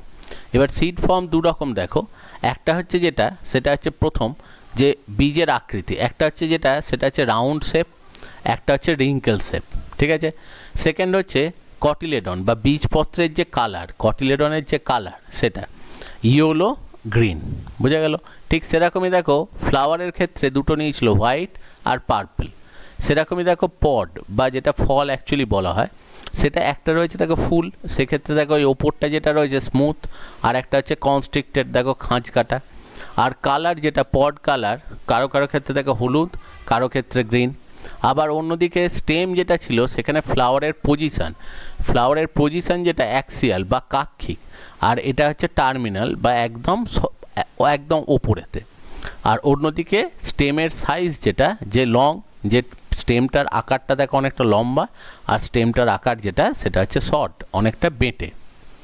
এবার এই রকম ক্যারেক্টার্সগুলোর অ্যাকচুয়ালি ডিফারেন্স দেখে দেখে ট্রেডগুলোকে দেখে দেখে এদের অ্যালিলগুলোকে নিয়ে ঠিক এরকম একই রকম এক্সপেরিমেন্ট করে, এবং এই রকম এক্সপেরিমেন্ট করে এই যে যেমন দেখো এখানে পেয়েছিল যে ডমিন্যান্ট ক্যারেক্টার হচ্ছে এটা, ঠিক সেরকম বাকিগুলোও পরীক্ষা করা হয়, এবং বাকিগুলো পরীক্ষা করে দেখে যে কোনটা ডমিনেন্ট।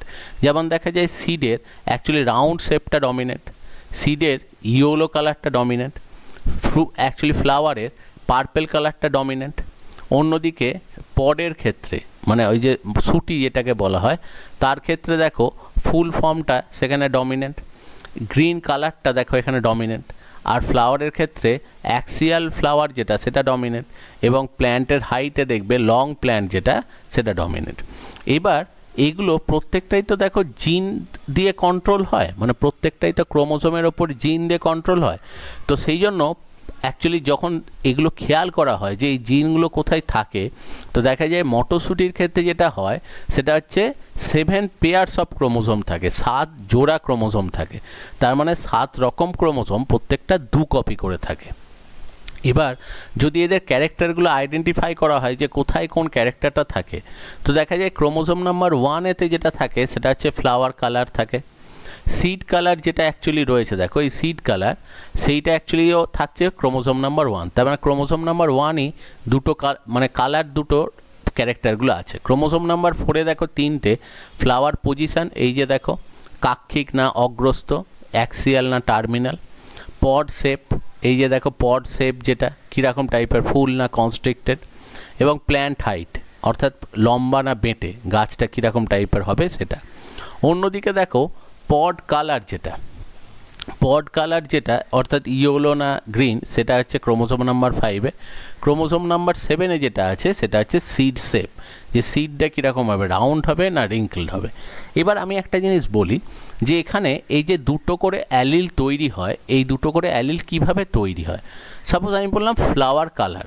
এবার একটা জিনিস খুব ভালো করে ভাবো যে ধরো ফ্লাওয়ার যখন প্রথম যে এভলিউশনের পথে বা অ্যাকচুয়ালি যেটা অভিব্যক্তির পথেতে যখন সবার প্রথম মটরশুঁটি এই গাছটা যখন তৈরি হয়েছিল বা পি প্লান্ট যখন তৈরি হয়েছিল, সে স্পেসিফিক কোনো একটা কালার নিয়ে জন্মেছিল।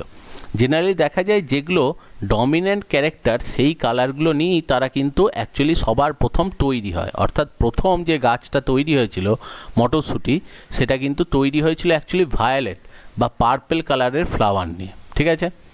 এবার স্বাভাবিকভাবেই আমরা জানি মিউটেশন বলে একটা ঘটনা ঘটে, যেটা এনভায়রনমেন্টে হয়, যার প্রভাবে ক্যারেক্টার চেঞ্জ হয়ে যায়। এবার ঠিক একইভাবে দেখা যায় যে কোনো এক সময়ে হয়তো কোনো একটা মটরশুঁটি গাছেতে ইউভি রে পড়ে মিউটেশন হয়ে ওর ওই কালার তৈরি করার যে ক্ষমতাটা সেটা নষ্ট হয়ে গেছিলো। তাহলে কালার তৈরি করার ক্ষমতাটা নষ্ট হয়ে যাওয়ার জন্য দেখো ওর কালার যেহেতু তৈরি করতে পারছে না, সেই জন্যই হোয়াইট কালারটা তৈরি করেছে। কিন্তু এভলিউশনে সবসময় দেখা যায় যে কালারটা বেশি অ্যাডভান্টেজিয়াস, ঠিক আছে, বা যে ফর্মটা বা যে বৈশিষ্ট্যটা বেশি অ্যাডভান্টেজিয়াস সেটাই ডমিনেন্ট হিসেবে থাকে আর অন্যটা রিসেসিভ হয়ে যায়। এবার দেখো যে কোনো গাছের ক্ষেত্রে যেটা বলা হয় সেটা হচ্ছে যে ক্যারেক্টারটা নিয়ে গাছটা তৈরি হয়েছে, ধরো এই ভায়োলেট কালারটা নিয়ে প্রথম তৈরি হয়েছিল, সেই জন্য এটাকে বলা হয় ওয়াইল্ড টাইপ ক্যারেক্টার, ঠিক আছে, এটাই আদিম বৈশিষ্ট্য। আর এই ক্যারেক্টারটা হচ্ছে মিউটেটেড ক্যারেক্টার, মানে এটা মিউটেশন হয়ে এই বৈশিষ্ট্যটা তৈরি করেছে। কিন্তু দেখো খুব ভালো করে একটা খেয়াল করে যে অ্যাকচুয়ালি এই ফুলের মধ্যেই কালারটা কেন ডেভেলপ করে, সেটা হচ্ছে ইনসেক্টকে অ্যাট্রাক্ট করার জন্য, যাতে ইনসেক্টরা অ্যাট্রাক্টেড হয় এবং পলিনেশন হয়, পরাগযোগ হয়। কিন্তু ন্যাচারালি ধরো মিউটেশন হয়ে যখন এই রকম একটা কালার তৈরি করছে, এতে কি আর ইনসেক্টরা অ্যাট্রাক্টেড হবে? কখনোই হবে না। তাহলে যেহেতু এখানেতে ইনসেক্টরা অ্যাট্রাক্টেড হবে না, তাহলে দেখো আসল অ্যাডভান্টেজিয়াস কালার কোনটা, সেটা হচ্ছে এটা। তাহলে ন্যাচারালি দেখা যাবে যে কালারটা অ্যাডভান্টেজিয়াস বা যেটা গাছের জন্য ভালো হবে, সেই কালারটাই কিন্তু সিলেক্টেড হয়। বোঝা গেছে? দেখবে সেই ডারউইনের যেটা বক্তব্য ছিল না, যে সার্ভাইভাল অফ দ্য ফিটেস্ট, ঠিক আছে, যে সার্ভাইভাল অফ দ্য ফিটেস্ট, অর্থাৎ যে ক্যারেক্টারটা যে সবথেকে ভালো সেই কিন্তু থাকবে, এবং ন্যাচারাল সিলেকশান, যে এইটাই নেচার সিলেক্ট করবে এবং সেই ক্যারেক্টারটাই কিন্তু ডমিনেন্ট ক্যারেক্টার হিসেবে এক্সপ্রেসড হবে। ঠিক একই রকম ভেবে দেখো যে এই যে প্ল্যান্টের হাইট, দেখা গেল যে প্ল্যান্টের হাইট যেটা, সেটা অ্যাকচুয়ালি বলা হচ্ছে ধরো ক্রোমোসোম নাম্বার 7-এর জন্য রেসপন্সিবল। এবার ক্রোমোসোম নাম্বার 7 থেকে এমন কিছু প্রোটিন তৈরি হয় যেগুলো প্ল্যান্ট গ্রোথের জন্য যে রেসপন্সিবল যে হরমোনগুলো, অর্থাৎ অক্সিন, সাইটোকাইনিন, জিব্বারেলিন, সেই সমস্ত জিনিসগুলো সিনথেসিসের জন্য হেল্প করে। এবার যখন প্রথম গাছটা তৈরি হয়েছিল তখন মটরশুঁটি, তখন কিন্তু গাছগুলো লম্বাই ছিল, কিন্তু দেখা গেল মিউটেশনের সময় হয়তো কোনো এক সময় মিউটেশন হয়ে তার সেকেন্ড একটা ভ্যারাইটি তৈরি হয়েছে। তাহলে এইটা হচ্ছে ওয়াইল্ড টাইপ, এইটা হচ্ছে অ্যাকচুয়ালি মিউটেটেড টাইপ। এবার ওয়াইল্ড টাইপের প্ল্যান্টের হাইটটা কি অনেকটা লম্বা, তাহলে অনেকটা লম্বা হওয়ার জন্য এ দেখো ফটোসিনথেসিস ভালো করতে পারবে, কিন্তু এর যদি হাইটটা শর্ট হয় তাহলে ফটোসিনথেসিস রেট দেখো কমে যাচ্ছে। তাহলে বেশি অ্যাডভান্টেজিয়াস ক্যারেক্টার কোনটা, সেটা হচ্ছে স্টেমটা লম্বা হওয়া, সেই জন্য এই ক্যারেক্টারটাই দেখো ডমিনেন্ট হিসেবে থাকে। আর যেটার অ্যাকচুয়ালি রিসেসিভ যেটা থাকে সেটা হচ্ছে যে ক্যারেক্টারটা দেখো অতটা অ্যাডভান্টেজিয়াস নয়, সেই কিন্তু রিসেসিভ হয়ে যায়। ঠিক এরকম প্রত্যেকটা ক্যারেক্টারের মধ্যেই দেখতে পাওয়া যায় যেগুলো অ্যাকচুয়ালি ডমিনেন্ট ক্যারেক্টার হয় সেগুলো অ্যাডভান্টেজিয়াস ক্যারেক্টারই হয়, আর যেগুলো রিসেসিভ ক্যারেক্টার হয় সেগুলো কিন্তু অতটা অ্যাডভান্টেজিয়াস নয়। তাহলে এইভাবেই কিন্তু মিউটেশনের কারণে দেখো এই অ্যালিলগুলো তৈরি হয়, প্রত্যেকটা জীবের জন্যই কিন্তু একই জিনিস রেসপন্সিবল, যে মিউটেশনের কারণেই সেখানে এগুলো তৈরি হয়, এবং এদের মধ্যে যেটা অ্যাডভান্টেজিয়াস হবে সেটাই কিন্তু ডমিনেন্ট ক্যারেক্টার হিসেবে থাকে আর অন্যটা রিসেসিভ। কিন্তু বাইরে থেকে কখনো জাস্ট দুটো ক্যারেক্টার বলে দিলে তোমার পক্ষে বলা কোনো দিনই সম্ভব নয় যে কোনটা ডমিনেন্ট কোনটা রিসেসিভ। তার জন্য তোমায় সবসময় যেটা করতে হবে যে ওই রকম দুটো প্ল্যান্টের মধ্যে ক্রস করাতে হবে, দিয়ে দেখতে হবে যে নেক্সট জেনারেশনে কোন ক্যারেক্টারটা এক্সপ্রেসড হচ্ছে। যেটা এক্সপ্রেসড হবে সেটা ডমিন্যান্ট ক্যারেক্টার, যেটা সাপ্রেসড হয়ে যাবে সেটাকে রিসেসিভ ক্যারেক্টার অ্যাকচুয়ালি বলা হয়। ঠিক এই রকমভাবেই মেন্ডেল একটা এক্সপেরিমেন্ট শুরু করে। মেন্ডেল অ্যাকচুয়ালি যখন এক্সপেরিমেন্ট শুরু করে তখন প্রথম যেখান থেকে এক্সপেরিমেন্ট শুরু করে ওই যে ক্যারেক্টারগুলো বোঝার জন্য, সেটা হচ্ছে পেরেন্টাল জেনারেশন। ধরো যেখান থেকে ক্রসিংটা স্টার্ট করলো সেটাকেই বলা হচ্ছে পেরেন্টাল জেনারেশন।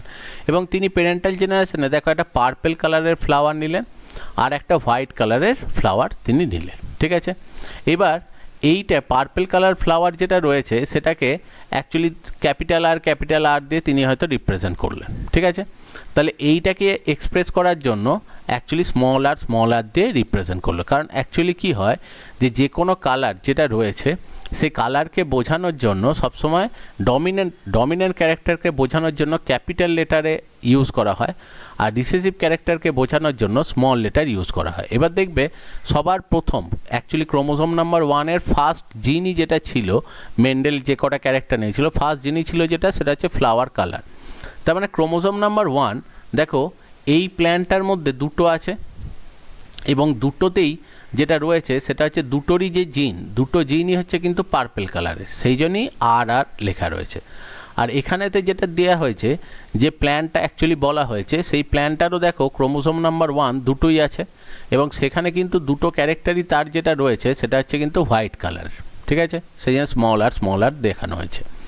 এবার ধরো এদেরকে যখন পলিনেটিং করানো হচ্ছে তাহলে এর থেকে ক্রোমোজোম নাম্বার 1 একটা এ পাবে আর এর একটা ক্রোমোজোম নাম্বার 1 এ পাবে।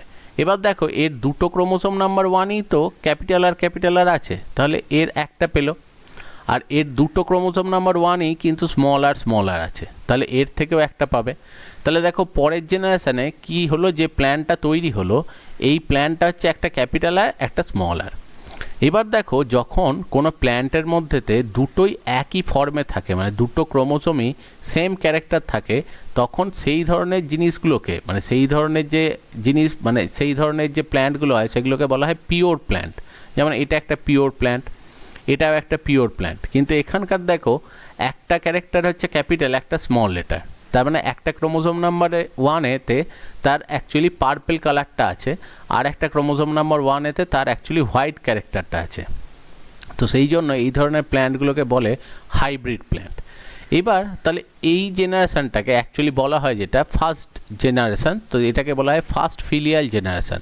মানে পেরেন্টাল জেনারেশান ক্রস করে যে জেনারেশানটা পাওয়া যায় সেটাকে বলা হয় ফার্স্ট ফিলিয়াল জেনারেশান, বা বাংলায় বলে প্রথম অপত্য জনু। এবার দেখো এর মধ্যেতে ক্রোমোজোম নাম্বার 1 একটা ক্যাপিটাল আর আছে, একটা স্মল আর আছে।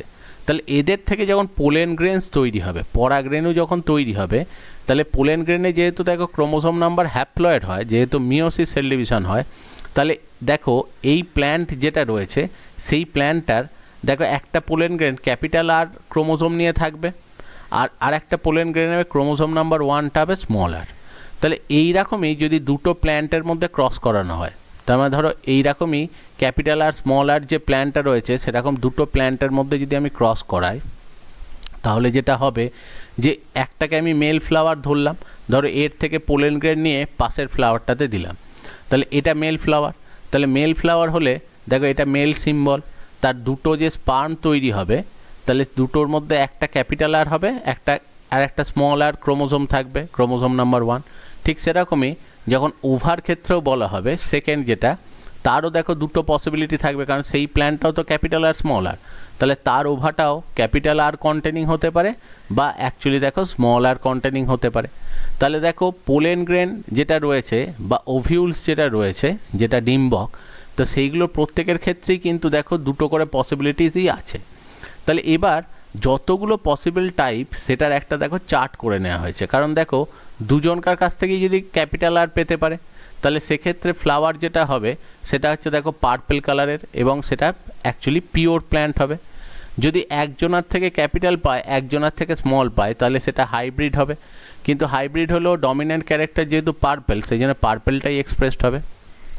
অন্যদিকে দেখো থার্ড যেটা রয়েছে সেটা হচ্ছে যে এর ক্ষেত্রেও দেখো একদিক থেকে ডমিন্যান্ট ক্যারেক্টার পেলেও আর একদিক থেকে রিসেসিভ পেলো, তাহলে সেক্ষেত্রেও দেখো পার্পেল ক্যারেক্টার তৈরি হচ্ছে। আর এখানেও দেখো দুদিক থেকেই যেটা আসছে রিসেসিভ আসছে, তাহলে এখানেও যেটা তৈরি হলো দেখো সেটা কিন্তু অ্যাকচুয়ালি পার্পেল, মানে এখানে দেখো যেটা এলো সেটা হচ্ছে দুদিক থেকেই যেহেতু হোয়াইট কালারের ক্যারেক্টার এসছে, তাহলে সেই জন্য এর কালার কিন্তু হোয়াইট হবে। এবার এই জেনারেশানটা অর্থাৎ দুটো F1 জেনারেশানের প্ল্যান্টের মধ্যে ক্রস করে যেটা তৈরি হলো সেটা হচ্ছে সেকেন্ড ফিলিয়াল জেনারেশান। তো ওটা কি বলা হয় সেটা হচ্ছে F2 জেনারেশান। এবং এখানে দুটো কনসেপ্ট দেওয়া হয়, একটা হচ্ছে ফিনোটাইপ। ফিনোটাইপ বলতে বোঝানো হয় বাইরে থেকে কোন কালারটা আমরা দেখছি। তাহলে ফিনোটাইপ দেখতে গেলে দেখো তিনটে পার্পল কালার হচ্ছে, একটা হোয়াইট কালার হচ্ছে। তাহলে ফিনোটাইপ মানে যেটা বাইরে থেকে দেখা যায় সেটা হচ্ছে দেখো তিনটে পার্পল কালার একটা হোয়াইট কালার, তাহলে ফিনোটাইপিক রেশিও যেটা সেটা 3:1। কিন্তু জিনোটাইপিক রেশিও মানে হচ্ছে ক্রোমোজোমের স্টেটাস, যে ক্রোমোজোমটা কি স্টেজে আছে। তাহলে ক্রোমোজোম 1টা যদি কম্পেয়ার করি দেখো এর দুটো ক্রোমোজোম নাম্বার 1ই ক্যাপিটাল আর, এর দেখো ক্রোমোজোম নাম্বার 1 একটা করে ক্যাপিটাল আর একটা করে স্মল আর, এরও তাই। আর দেখো এর ক্রোমোজোম নাম্বার 1 দুটোই কিন্তু স্মল আর। তাহলে রেশিও করতে গেলে দেখো capital R is to capital R is to small r সেটা হচ্ছে 1:2:1। তাহলে ফিনোটাইপ মানে হচ্ছে বাইরের ক্যারেক্টার, আর জিনোটাইপ মানে হচ্ছে অ্যাকচুয়ালি সেলের ভেতরের ডিএনএ বা ক্রোমোজোম স্টেটাস, যে ক্রোমোজোমটা কী অবস্থায় রয়েছে তার উপর ভিত্তি করে এই কালার এক্সপ্রেশন এটা কিন্তু ফিনোটাইপ জিনোটাইপ রেশিও করা হয়। এবং এখানে দেখো একটা সিঙ্গেল ক্যারেক্টার নিয়ে কিভাবে সেই ক্যারেক্টারটা পরবর্তী জেনারেশান নেক্সট জেনারেশানে সেটা প্রোপাগেট করে। মানে ভায়োলেট কালারের সাথে যদি একটা হোয়াইট কালারের ফ্লাওয়ারের ক্রস করানো হয়, ফার্স্ট জেনারেশানে সবই অ্যাকচুয়ালি ভায়োলেট কালারের ফ্লাওয়ার তৈরি হবে।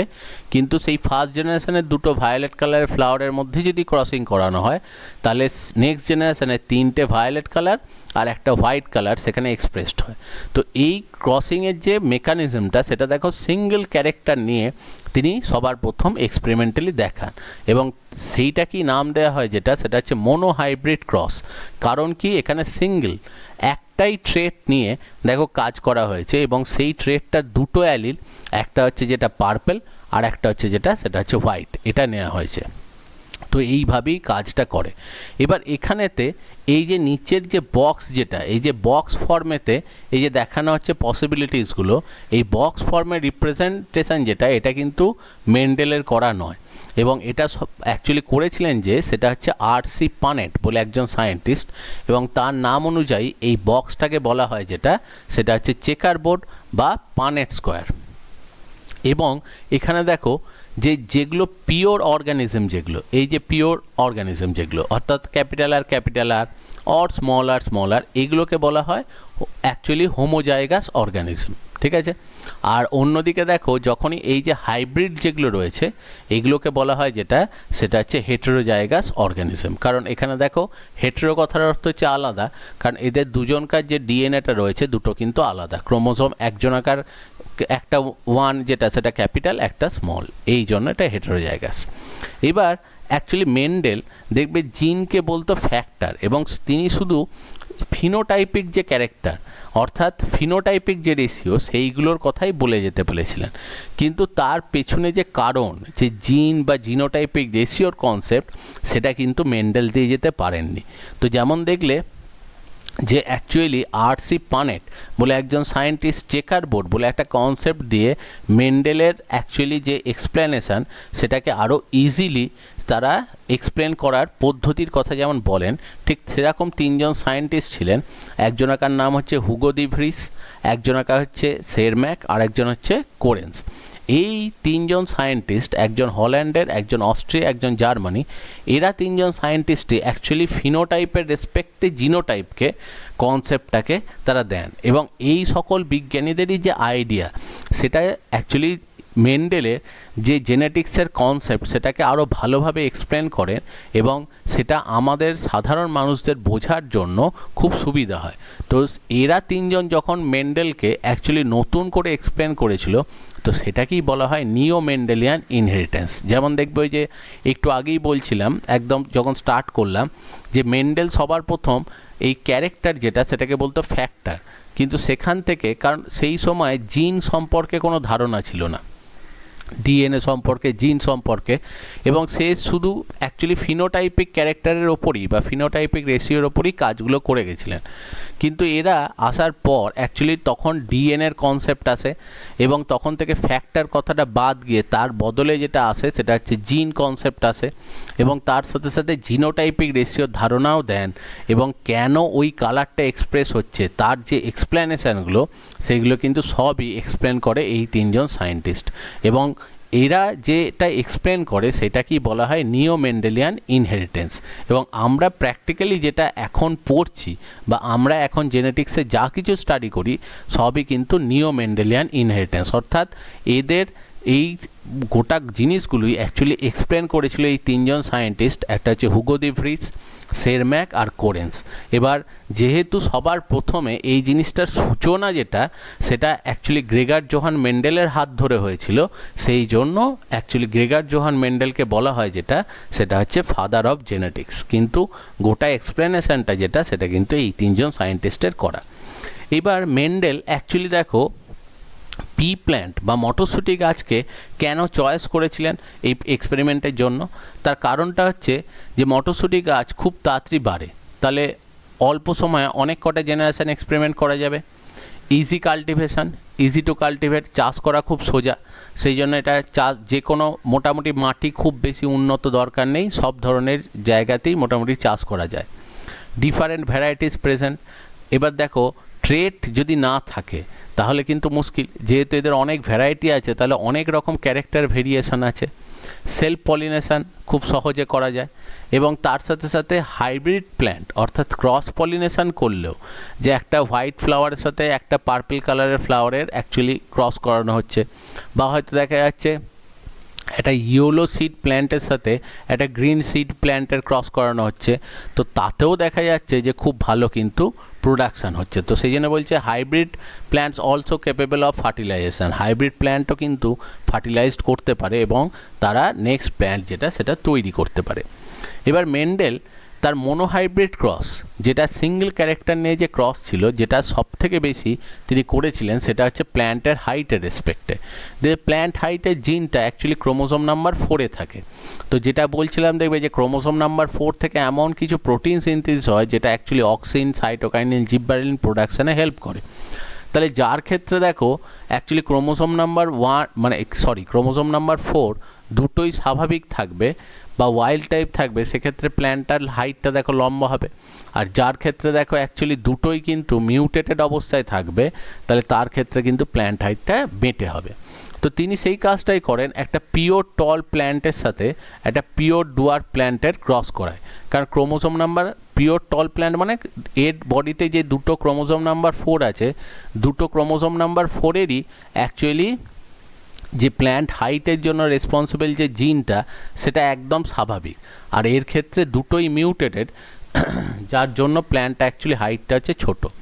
এবার যেহেতু প্ল্যান্ট হাইট এখানেতে দেখো ট্রেড যেটা সেটা হচ্ছে প্ল্যান্ট হাইট, এবার দুটো অ্যালিল আছে, একটা হচ্ছে টল, একটা হচ্ছে ডুয়ার্ফ, একটা হচ্ছে লম্বা, একটা হচ্ছে বেঁটে। এবার সবসময় নিয়ম হচ্ছে যেটা ডমিন্যান্ট ক্যারেক্টার তার ফার্স্ট অ্যালফাবেটটাকে চয়েস করা হয়। এবার দেখো টল এই ক্যারেক্টারটা অ্যাকচুয়ালি ডমিন্যান্ট, তাহলে তার ফার্স্ট অ্যালফাবেট হচ্ছে টি। তো ডমিন্যান্টকে এক্সপ্রেস করার জন্য ক্যাপিটাল টি ইউজ করা হয়, আর ডুয়ার্ফকে এক্সপ্রেস করার জন্য ওরই রিসেসিভ মানে ওরই স্মল লেটারটা ইউজ করা হয়। তো সেই কারণে দেখো ডমিন্যান্ট ক্যারেক্টার যেহেতু এর দুটো ক্রোমোজোমই আছে, সেই জন্য দেখো ক্যাপিটাল টি মানে ক্রোমোজোম নাম্বার 4 দুটোতেই অ্যাকচুয়ালি তার ডিএনএটা নর্মাল, তাহলে সেই জন্য দুটোতেই দেখো ক্যাপিটাল টি। আর অন্যদিকে এর দুটো ক্রোমোজোম নাম্বার 4-এর দেখো দুটোই মিউটেটেড, তাহলে সেই জন্য দুটোতেই স্মল টি, সেই জন্য এটাকে এক্সপ্রেস করা হচ্ছে ক্যাপিটাল টি, এটাতে এক্সপ্রেস করা হচ্ছে স্মল টি। এবার দেখো এদের থেকে যখন গ্যামেট তৈরি হবে, গ্যামেটের মধ্যে দেখো ক্রোমোজোম নাম্বার 4 তো একটাই আসবে, কারণ গ্যামেট সবসময় হ্যাপ্লয়েড হয়, তাহলে ক্রোমোজোম নাম্বার 4 এটাই আসুক বা এটাই আসুক, দেখো সবসময় ক্যাপিটাল টি ক্যারেক্টারটাই আনবে। আর এখানেও দেখো এইটাই আসুক এটাই আসুক, স্মল টি ক্যারেক্টারটাই আনবে। তাহলে actually F1 generation first filial জেনারেশানে যখন জীবটা তৈরি হলো, এদিক থেকে দেখো ক্যাপিটাল টি পেলো, এদিক থেকে স্মল টি পেলো, তাহলে যেটা তৈরি হলো সেই জীবগুলো সবই হচ্ছে কি ক্যাপিটাল টি স্মল টি, মানে সবই হাইব্রিড প্ল্যান্ট তৈরি হলো। এবার এই রকম দুটো হাইব্রিড প্ল্যান্টের মধ্যে যদি আবার আমরা ক্রসিং করাই, দুটো হাইব্রিড প্ল্যান্টে ক্রসিং করায়, দেখো এর থেকে দুটো টাইপের গ্যামেট তৈরি হতে পারে, ক্যাপিটাল টি স্মল টি, ঠিক আছে। আর এর থেকেও দুটো টাইপের গ্যামেট তৈরি হতে পারে, ক্যাপিটাল টি স্মল টি, কারণ এর ক্রোমোজোম নাম্বার 4 একটাতে ক্যাপিটাল টি আছে, একটাই স্মল টি আছে। এরও ক্রোমোজোম নাম্বার 4-এ একটাই ক্যাপিটাল টি আছে, একটা স্মল টি আছে। এবার যখনই দেখো এদের এই যে গ্যামেটের যে পসিবিলিটিস সেগুলোকে যদি দেখো ক্যাপিটাল টি স্মল টি, এরও গ্যামেটের possibility capital T small tea. তাহলে যদি এখন ক্রসিং করাও যে দুজনকার থেকেই যদি ক্যাপিটাল টি পায়, তাহলে একটা প্ল্যান্ট তৈরি হতে পারে ক্যাপিটাল টি। একদিক থেকে ক্যাপিটাল টি পেলো, অন্য দিক থেকে স্মল টি পেলে ক্যাপিটাল টি স্মল টি। ঠিক সেরকমই এদিক থেকে ক্যাপিটাল টি, এদিক থেকে স্মল টি পেলে ক্যাপিটাল টি স্মল টি। আর দুদিক থেকেই স্মল টি পেলে সেক্ষেত্রে দেখো স্মল টি।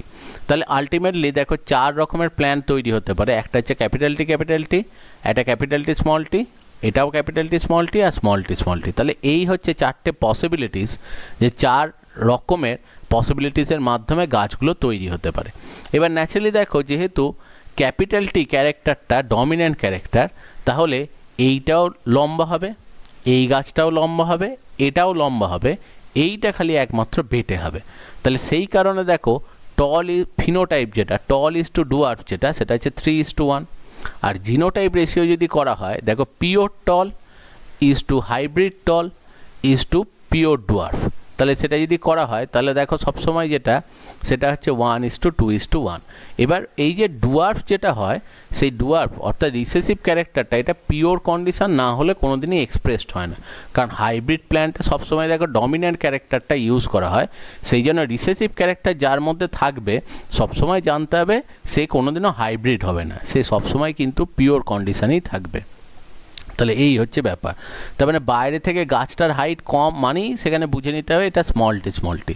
কিন্তু বাইরে থেকে গাছটাকে দেখতে লম্বা লাগলে একটা কনফিউশন আছে যে সেটা কিন্তু ক্যাপিটাল টিও হতে পারে বা ক্যাপিটাল টি স্মল টিও হতে পারে। সেটার জন্য তার জিনোটাইপিক স্টাডি করতে হয়। কিন্তু স্মল টি মানে গাছটার হাইট ছোট হলে তখন কিন্তু বোঝাই যায় যে অ্যাকচুয়ালি যে কন্ডিশানে আছে সেটা হচ্ছে স্মল টি কন্ডিশানে। এবার ঠিক মেন্ডেল যে এক্সপেরিমেন্টটা করেছিল, এই এক্সপেরিমেন্টটা যে শুধুমাত্র অ্যাকচুয়ালি প্ল্যান্টের ক্ষেত্রে অ্যাপ্লিকেবল তা নয়, অ্যানিম্যালসের ক্ষেত্রেও এটা অ্যাপ্লিকেবল। যেমন গিনিপিগের ক্ষেত্রে যদি ধরো একটা গিনিপিগ নেওয়া হয়েছে যার এখানেতে হেয়ার কালার যেটা সেটা হচ্ছে ব্ল্যাক, আর একটা নেওয়া হয়েছে যেটা হচ্ছে ব্রাউন। এবার ডমিনেন্ট হচ্ছে কোনটা? ব্ল্যাক ক্যারেক্টারটা। এবার তাহলে ধরো একটা ব্ল্যাক ফিমেল গিনিপিগ নেওয়া হয়েছে যেটা ক্যাপিটাল বি কন্ডিশনে আছে, আর একটা দেখো ব্রাউন মেল নেওয়া হয়েছে যেটা স্মল বি। দেখো ডমিন্যান্ট ক্যারেক্টার যেহেতু ব্ল্যাক সেই জন্য ফার্স্ট অ্যালফাবেট নেওয়া হয়েছে। এবার এর যেহেতু দেখো আমি সাপোজ বললাম এরও ক্রোমোজোম নাম্বার 1ই হয়তো কালারটা রয়েছে, তাহলে ক্রোমোজোম নাম্বার 1 দুটো আছে এবং দুটোই পিওর কন্ডিশনে, তাহলে ক্যাপিটাল বি। আর এরও ক্রোমোজোম নাম্বার 1 দুটো, কিন্তু দুটোই রিসেসিভ কন্ডিশনে, তাহলে স্মল বি। এবার দেখো গ্যামেট তৈরি হওয়ার সময় এর থেকে ক্যাপিটাল বি আসবে আর এর থেকে স্মল বি আসবে, ঠিক আছে।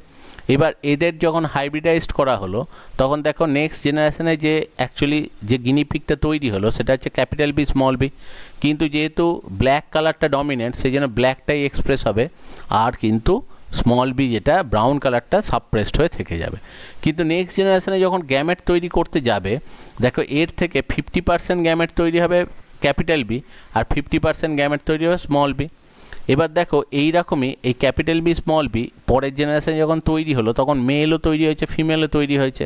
তো সেই রকম মেল ফিমেলগুলোর মধ্যে যদি ক্রস ঘটাও তাহলে স্পার্মগুলো তৈরি হওয়ার সময় 50% ক্যাপিটাল বি 50% স্মল বি তৈরি হবে, আর ওভাগুলোও তৈরি হওয়ার সময় 50% ক্যাপিটাল বি 50% স্মল বি। তাহলে সেখানেও তুমি যদি অ্যাকচুয়ালি এই পসিবিলিটিসগুলো দেখো তাহলে দেখো এখান থেকে দুদিক থেকে ক্যাপিটাল বি আসছে, তাহলে ক্যাপিটাল বি। এইদিকে দেখো একদিক থেকে ক্যাপিটাল বি একদিক থেকে স্মল বি, তাহলে ক্যাপিটাল বি স্মল বি।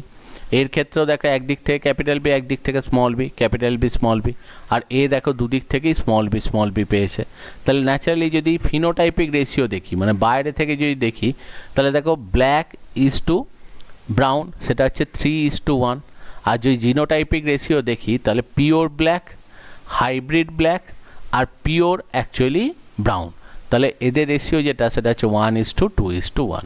তার মানে যেমন দেখো গাছের ক্ষেত্রে এই জিনিসটা অ্যাপ্লিকেবল, সেম এটা কিন্তু অ্যানিম্যালের ক্ষেত্রেও জিনিসটা অ্যাপ্লিকেবল।